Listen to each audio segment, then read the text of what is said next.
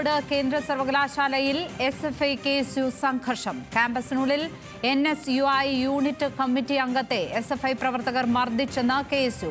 Health സെന്ററിൽ ചികിത്സ തേടിയ പ്രവർത്തകരെ പെരിയ ഇരട്ടക്കൊല കേസിലെ 13ാം പ്രതി ബാലകൃഷ്ണന്റെ നേതൃത്വത്തിൽ വീണ്ടും മർദ്ദിച്ചതായും KSU. സരീഷ് PK ചേരുന്നു കാസർഗോഡ് നിന്ന്. സരീഷ്, കാലിക്കറ്റ് സർവകലാശാലയിൽ കലാപോത്സവങ്ങളാകുന്നത് നമ്മൾ ഈ ദിവസങ്ങളിൽ കണ്ടുകൊണ്ടിരിക്കുകയാണ്. അതിന്റെ അനുരണനമാണോ ഈ കാസർഗോഡും?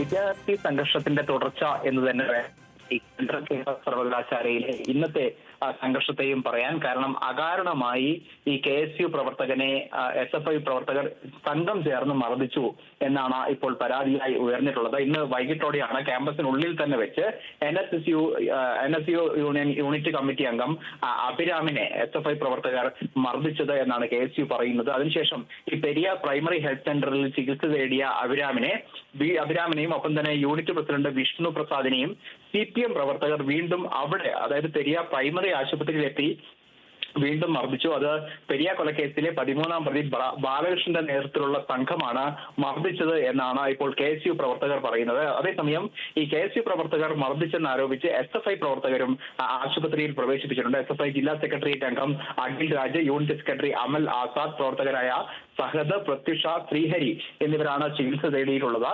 ഈ വിദ്യാർത്ഥി സംഘർഷം ഒന്നൊഴിയാതെ വീണ്ടും തുടരുകയാണ്.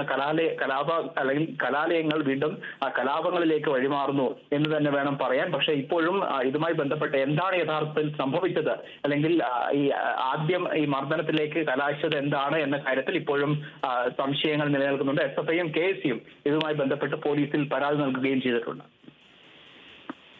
കാസർഗോഡ് നിന്നും വിവരങ്ങൾ പങ്കുവച്ചത്. കാലിക്കറ്റുള്ള സംഘർഷങ്ങൾ അത് പല ജില്ലകളിലും വ്യാപിക്കുന്ന കാഴ്ചയാണ് നമ്മൾ ഈ ദിവസം കണ്ടത്. ഇപ്പോൾ കാസർഗോഡ് കേന്ദ്ര സർവകലാശാലയിലാണ് ഈ SFI KSU സംഘർഷമുണ്ടായിരിക്കുന്നത്.